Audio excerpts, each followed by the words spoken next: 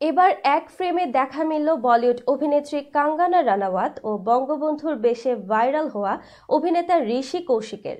ইন্দিরা গান্ধীর বায়োপিক ইমার্জেন্সির শুটিংয়ের সময়ের কিছু ছবি নিজের সামাজিক মাধ্যমে শেয়ার করেছেন অভিনেতা, যা নিয়ে চলছে আলোচনা সমালোচনা। বিস্তারিত শাহিদা আহমদ জান্নাতীর ডেস্ক রিপোর্টে।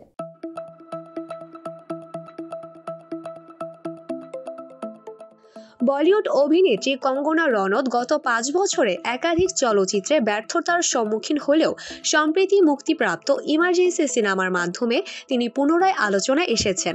সিনেমাটি ভারতের প্রয়াত প্রধানমন্ত্রী ইন্দিরা গান্ধীর জীবনী ভিত্তিক, যেখানে কঙ্গনা ইন্দিরার ভূমিকায় অভিনয়ের পাশাপাশি পরিচালনাও করেছেন।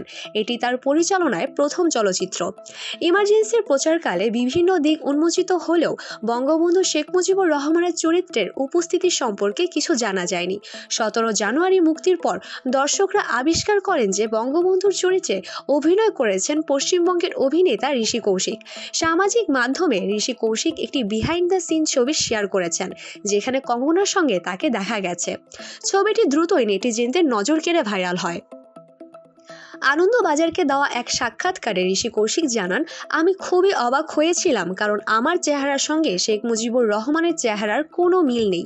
2022 সালে কঙ্গনার প্রযোজনা সংস্থা থেকে তার কিছু ছবি চাওয়া হয়। পরে তিনি জানতে পারেন যে বঙ্গবন্ধুর চরিত্রের জন্য তাকে নির্বাচন করা হয়েছে। লুক টেস্টের জন্য মুম্বাই গিয়ে মেকআপের পর নিজেকে চিনতে পারেননি তিনি। মেকআপ শিল্পীরাও জানান তারা বঙ্গবন্ধুর চেহারার সঙ্গে 90% মিলিয়ে দিয়েছেন। 2022 সালে ইমার্জেন্সি নির্মাণের ঘোষণা দেন কঙ্গনা।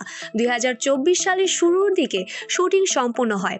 বিজেপির সংসদ সদস্য কঙ্গনা তার প্রতিপক্ষ রাজনৈতিক দল কংগ্রেসের নেত্রী ইন্দিরাকে কিভাবে উপস্থাপন করবেন তা নিয়ে দর্শকদের মধ্যে কৌতূহল ছিল।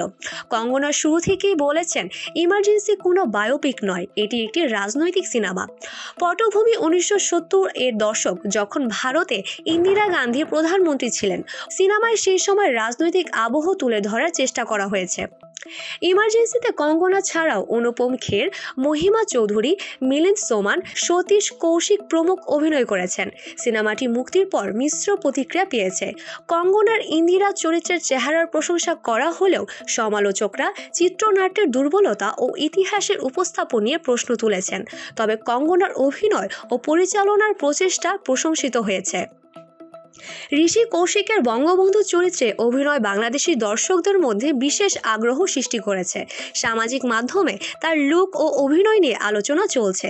ঋষি কৌশিক পশ্চিমবঙ্গের টেলিভিশন ও চলচ্চিত্র জগতের পরিচিত মুখ। ইমার্জেন্সিতে তার অভিনয় ক্যারিয়ারে নতুন মাত্রা যোগ করেছে।